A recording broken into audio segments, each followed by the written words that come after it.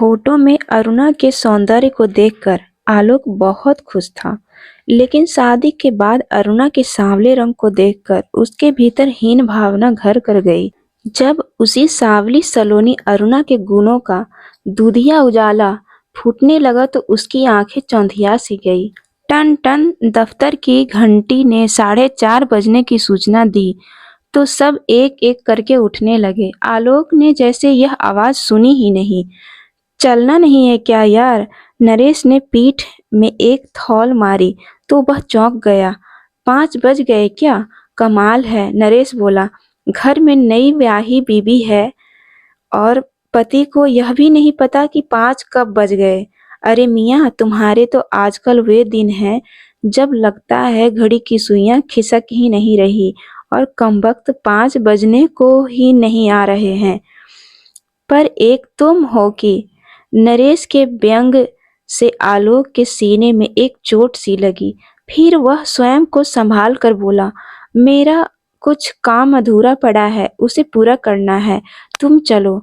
नरेश चल पड़ा। आलोक गहरी सांस लेकर कुर्सी से टिक गया और सोचने लगा, वह नरेश को कैसे बताए कि नई नवेली बीवी है, तभी तो वह यहाँ बैठा है।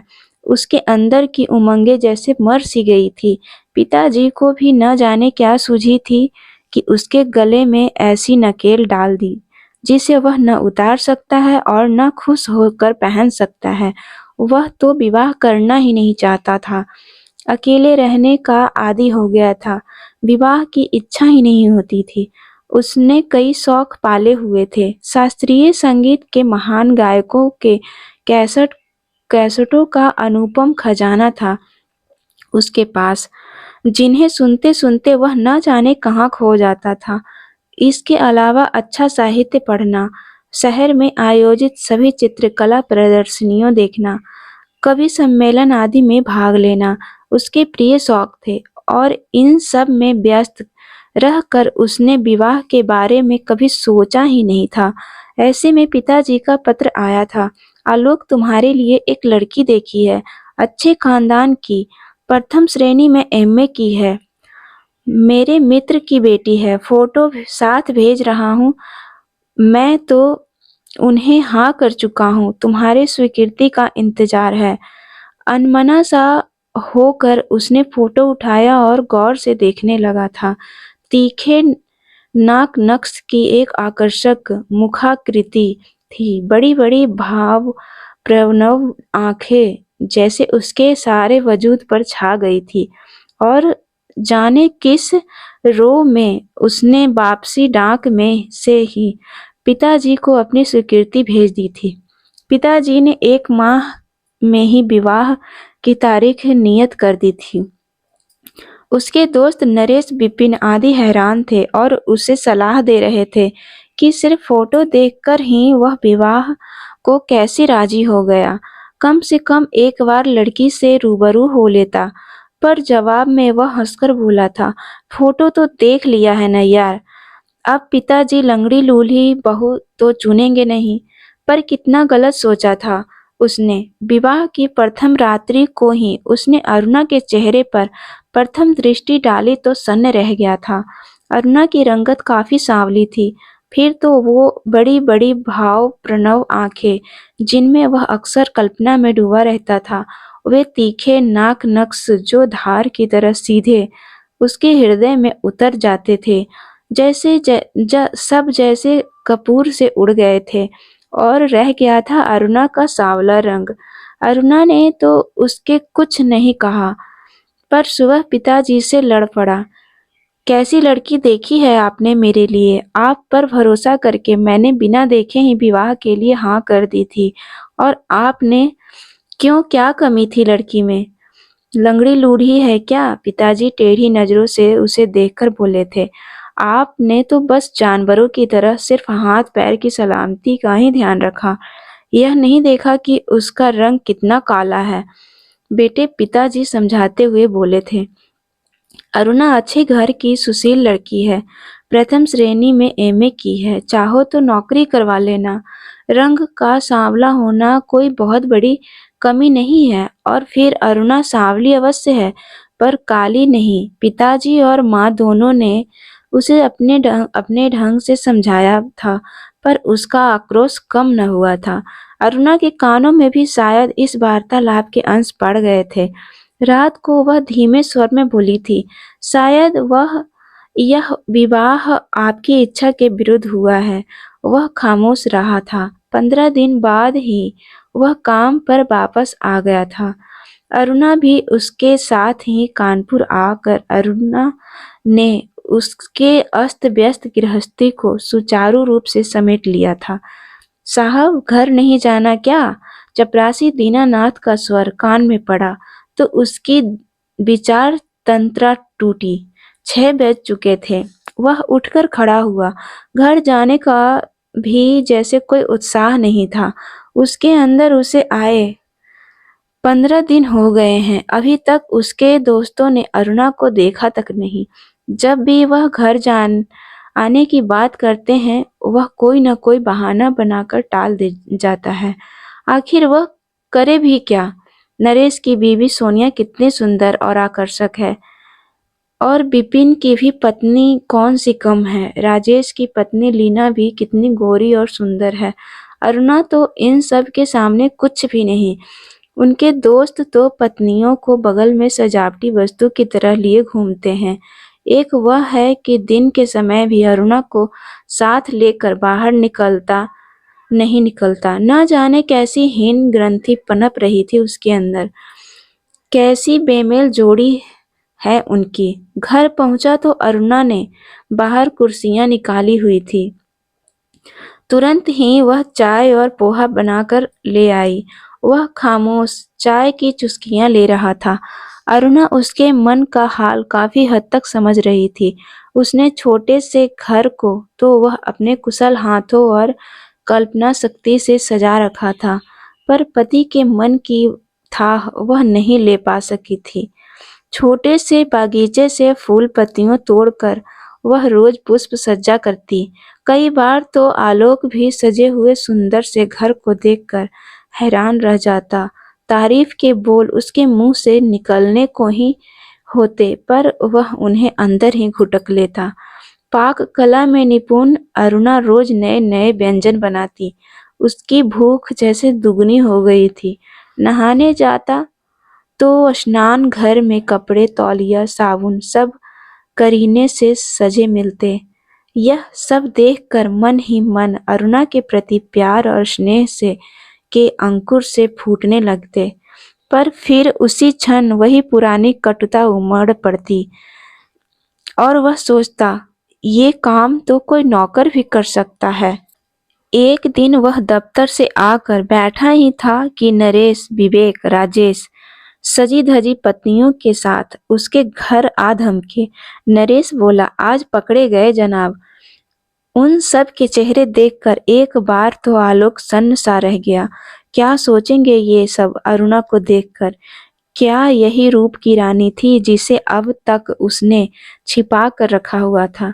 पर मन के भाव छिपाकर वह चेहरे पर मुस्कान ले आया और बोला, आओ आओ यार, धन्यवाद जो तुम सब इकट्ठे आए। आज तो खास तौर से भाभी जी से मिलने आए हैं। विवेक बोला और फिर सब बैठक में आ गए। सुघड़ता और कलात्मक से सजी बैठक में आकर सभी नजरें घुमा घुमा कर सजावट देखने लगे। राजेश बोला, अरे वाह, तेरे घर का ये तो कायाकल्प हो गया यार। तभी अंदर से अरुणा मुस्कुराती हुई आई और सबको नमस्ते करके बोली, बैठिए आप, मैं आप लोगों के लिए चाय लाती हूँ। आप भी क्या सोचती होंगी कि आपके पति के कैसे दोस्त हैं जो अब तक मिलने भी नहीं आए, पर इसमें हमारा कसूर नहीं। आलोक ही बहाने बना बनाकर हमें आने से रोकता रहा। अरुणा, तुम्हारी पुष्प सज्जा तो गजब की है, सोनिया प्रशंसात्मक स्वर में बोली। हमारे बागीचे में भी फूल है, पर मुझे सजाने का तरीका ही नहीं आता। तुम सिखा देना मुझे। इसमें सिखाने जैसी तो कोई बात ही नहीं। अरुणा संकुचित हो उठी। वह रसोई में चाय बनाने चली गई। कुछ ही देर में प्लेटों में गर्मा गर्म ब्रेड रोल और गुलाब जामुन ले आई। आप इंसान हैं या मशीन? विवेक हंसते हुए बोला। कितनी जल्दी सब कुछ तैयार कर लिया। अब आप लोग गरमा-गरम खाइए, मैं ब्रेड रोल तलती जा रही हूँ। 1 घंटे बाद जब जाने लगे तो नरेश आलोक को कोहनी मार कर बोला, वाकई यार तूने बड़ी सुघड़ और अच्छी बीवी पाई है। आलोक समझ नहीं पाया, नरेश सच बोल रहा है या मजाक कर रहा है। जाते समय सब आलोक और अरुणा को आमंत्रित करने लगे, तो आलोक बोला, दिन तय मत करो यार, जब फुर्सत होगी तब आ ही जाएंगे और फिर खाना खाकर ही आएंगे। फिर तो तुम्हें फीकी मूंग की दाल और रोटी ही मिलेगी। विवेक हंसता हुआ बोला, हमारी पत्नी का तो लगभग रोज का यही घिसा पीटा मेनू है, और कहीं हमारे यहाँ खिचड़ी ही ना बनी हो। सोनिया जब भी थकी होती है खिचड़ी ही बनाती है। वैसे अक्सर यह थकी ही रहती है। नरेश टेढ़ी नजरों से सोनिया को देखकर बोला। सब चले गए तो अरुणा बिखरा घर सहेजने लगी और आलोक आराम कुर्सी पर पसर गया। उसने कनखियों से अरुणा को देखा।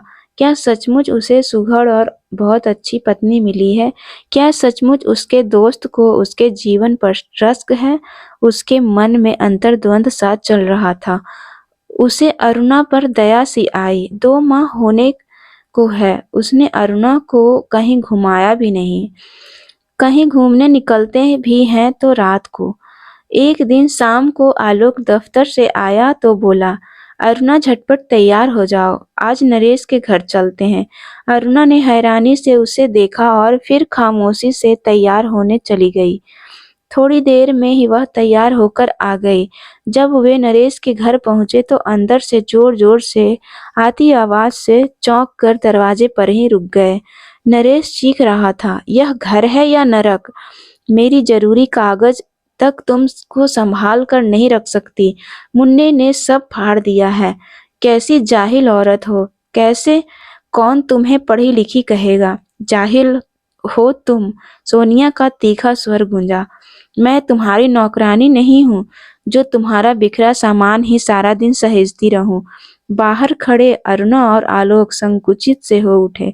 ऐसे हालात में वे अंदर कैसे जाएं, समझ नहीं पा रहे थे। फिर आलोक ने गला खंखार कर दरवाजे पर घंटी बजाई। दरवाजा सोनिया ने खोला। बिखरे बाल, मटमैली सी सलवटों वाली साड़ी और मेकअप अप विहीन चेहरे में वह काफी फूहड़ और भद्दी लग रही थी।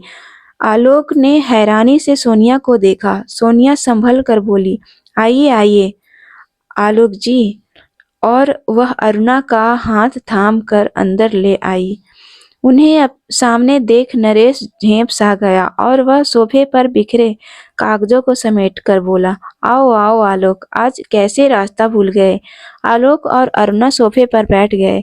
आलोक ने नरेश नजरें घुमा कर देखा। सारी बैठक अस्त व्यस्त थी। बच्चों के खिलौने, पत्रिकाएं, अखबार, कपड़े इधर उधर पड़े थे। हालांकि नरेश के घर आलोक भी पहले आता था, पर अरुणा के आने के बाद वह पहली बार आया था।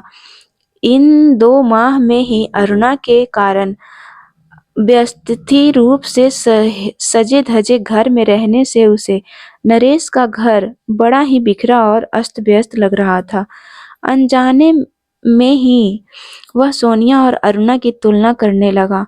सोनिया नरेश से किस तरह जवान लड़ा रही थी, घर भी कितना गंदा रखा हुआ है, स्वयं भी किस कदर फूहड़ सी बनी हुई है। क्या फायदा ऐसे मेकअप और लीपापोती का, जिसके उतरते ही औरत कलर उड़े बर्तन की तरह बेरंग बेरौनक नजर आए। इसके विपरीत अरुणा कितनी सभ्य और सुसंस्कृति है, उसके साथ कितनी शालीनता से बात करती है। अपने सांवले रंग पर फबने वाले हल्के रंग के कपड़े कितने सलीके से पहनकर जैसे हमेशा तैयार सी रहती है। घर भी कितना साफ रखती है। सब लोग जब उसके घर की तारीफ करते हैं तब गर्व से उसका सीना फूल सा जाता है।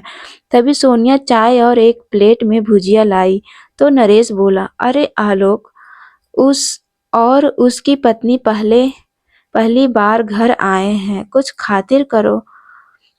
अब घर में तो कुछ है नहीं, आप झटपट जाकर बाजार से ले आओ। नहीं नहीं, आलोक बोला, इस समय कुछ खाने की इच्छा भी नहीं है। मन ही मन वह सोच रहा था, अरुणा मेहमानों के सामने हमेशा कोई न कोई घर की बनी हुई चीज अवश्य रखती है। जो खाता है तारीफ किए बिना नहीं रहता।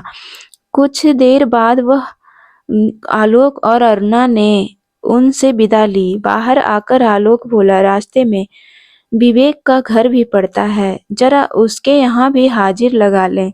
चलते चलते उसने अरुणा का हाथ अपने हाथों में लेकर ले लिया। अरुणा हैरानी से उसे देखने लगी। सदा उसकी उपेक्षा करने वाले पति का यह अप्रत्याशी व्यवहार उसकी समझ में नहीं आया।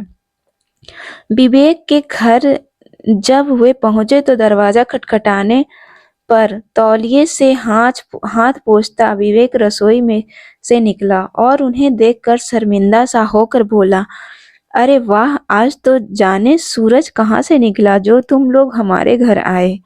विवेक के घर का भी वही हाल था। बैठक इस तरह से अस्त व्यस्त थी जैसे अभी तूफान आकर गुजरा हो। विवेक पत्रिकाएं समेटते हुए बोला, आप लोग बैठो, मैं चाय बनाता हूँ। नीलम तो लेडीज क्लब गई हुई है, पत्नी क्लब में, पति रसोई में। आलोक को मन ही मन हंसी आ गई। तभी अरुणा खड़े होकर बोली, आप बैठिए भाई साहब, मैं चाय बनाकर लाती हूँ, कहकर अरुणा रसोई में चली गई। तभी विवेक का 1 साल का बेटा भी उठकर रोने लगा। विवेक उसे हिलाता डुला कर चुप कराने को प्रयास करने लगा। कुछ ही देर में अरुणा ट्रे में चाय और दूध की बोतल ले आई और बोली, आप लोग चाय पीजिए, मैं मुन्ने को दूध पिलाती हूँ। और विवेक के न करते भी उसने मुन्ने को अपनी गोद में लिटा लिया और बोतल से दूध पिलाने लगी।